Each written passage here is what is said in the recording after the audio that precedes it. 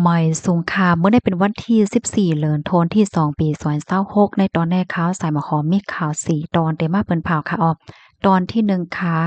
แขเฮ็ดออกก้าหมิ่นไล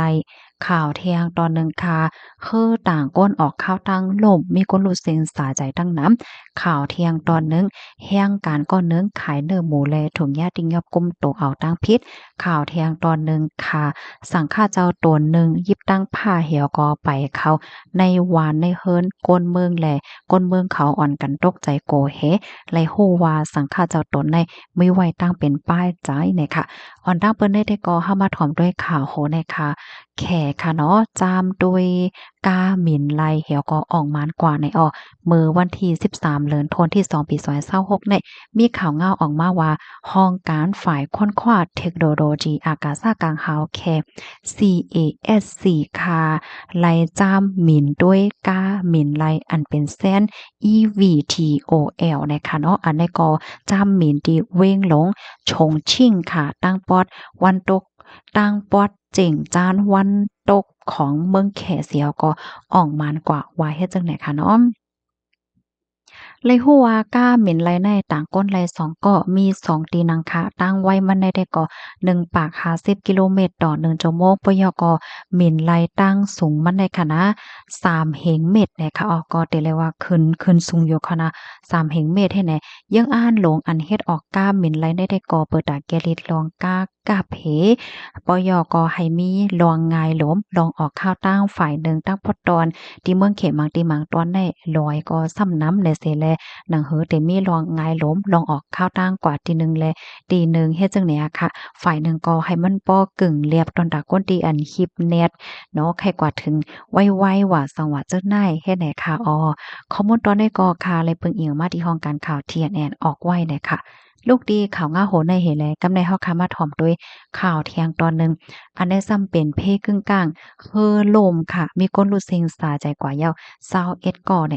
เมื่อวันที่13เดือนธันวาคมที่2ปี2026ได้มีข่าวงาออกมาว่าไล่เกิดขึ้นเปิงเป็นเพศกึ่งกลาง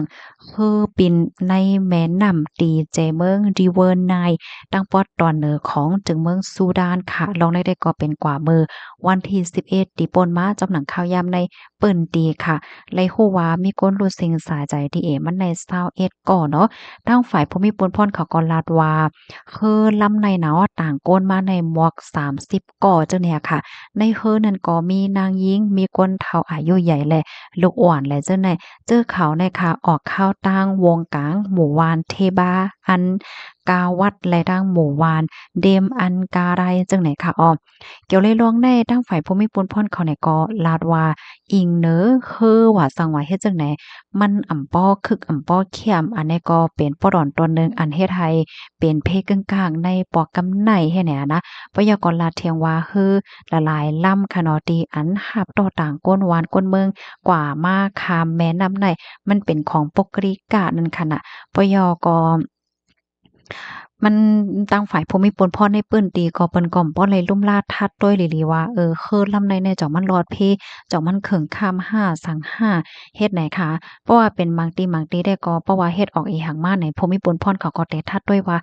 จ่องมันแคบห้าจ่องมันคึกแคบหมายถึงว่าจ่องมันรอดเพเฮ็ดไหนนั่นน่ะเนาะเคิงมันจ่องเคิงค่ำไหลเจ้าในเนี่ยค่ะตีเมืองซูดานในค่ะก็ใกล้ๆเป็นเพกึ่งกลางเกี่ยวกับเลยลอง คือเฮ็ดให้ออกอาติกรรมมันได้ก็เป็นเฮอดีอันใจต่อต่างก้นกว่ามาว่าสังว่าเฮ็ดไหนย้อนก็เพราะว่าโขจังไหนเนี่ยมันมีแล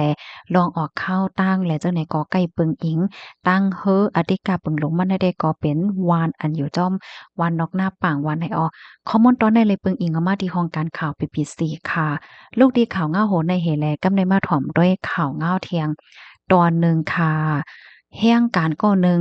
ขายเนื้อหมูแลถุงยาติงยอบก้มโตเมื่อวันที่13เดือนธันวาคมที่2ปี2026ในภูมิพลพรดีเจดอนชุมพรหลายป่าหลายฝ่ายโฮมมือกันเสียก็ลงพื้นที่กดท่าติงยอบก้มโตนางสาวตายอายุเลย18ปีเป็นก้นลาวค่ะปยกฮบทบหันว่ามันนางในขายเนื้อหมูเสยึดไหลป้าเงิน60บาทในในก็เจ้าหน้าที่เขาติงยอบก้มโตไล่ตีปื้นตีขายหมูตีหนึงอันมีว่าอยู่ดีเอิงด้อย ดอนยางเจเวงป่าทิวเจ ดอนชุมพรน่ะค่ะเลยต้องเลยถามเฮนางสาวตายลาดในว่ามันนางได้มาเหตุการณ์ตีในเป็นก้นขายเนื้อหมูหับเงินทอนเงินจีเงินเหตุการณ์มาข้าวตังหึง6-7เหรินไล่หับกาจาง1วันไหลใน3ปาก51หวาดมีปอเล็งได้จางเป็นก้นไทยเนี่ยค่ะพอมีปูนพ่อนเขาในกอลาดว่ามันนางได้มีไว้ขวางเหตุการณ์เหี่ยวก่อเฮ็ดเป็นแห่งการอยู่ในเมืองไทยเลยดีไหวขวางวัดไหวอายุอาศักมันหมดยาวเฮ็ดจังได๋แหวก็เอาตัวมันนางส่งโรงปลิกเสได้ปันตัวต่ำกว่าจำหนักหมายมีวันเมืองมีเนี่ยค่ะเมื่อเหลียวในที่เมืองไทยเพิ่นก็มีรองแข็งๆทัดค่ะเนาะเพราะว่าวัดไหวเต็มโทน5นั้นก็เหตุการณ์แม่นจ้อมเตรียมไว้ที่ในวัดไหว5เนี่ยจังได๋ก็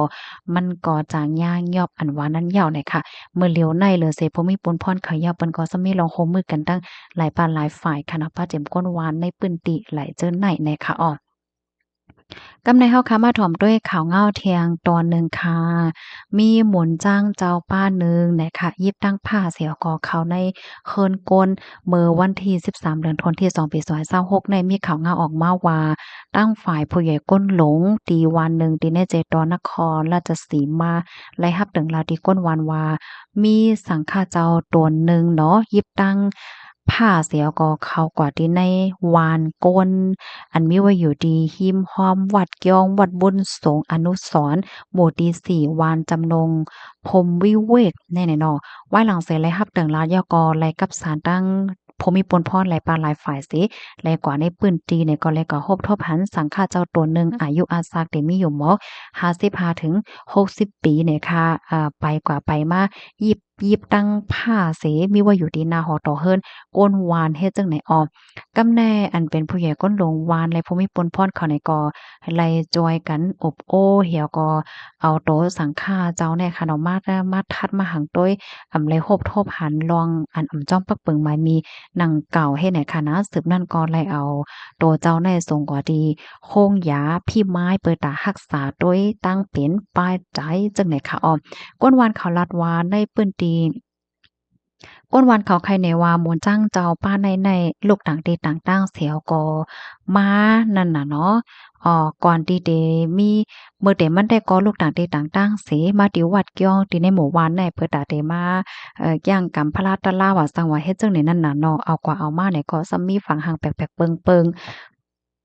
เหมือนจั่งว่าไปกว่าไปมาเนาะปลายเข้าไปเข้ากว่าที่ในเคินโกนว่าเหลือสินั่นก็ในมือก็หำเย็บไว้ผ้าตั้งผ้าให้ไหนเห็นแลก้นวันเขาก็ไม่ใจว่ากลุ่มรอดเพศในเสจังในตึงลาที่ภูมิพลพรเขาไหนค่ะเหี่ยวก็เลยฮู้ว่าหมุนจ้างเจ้าป้านใน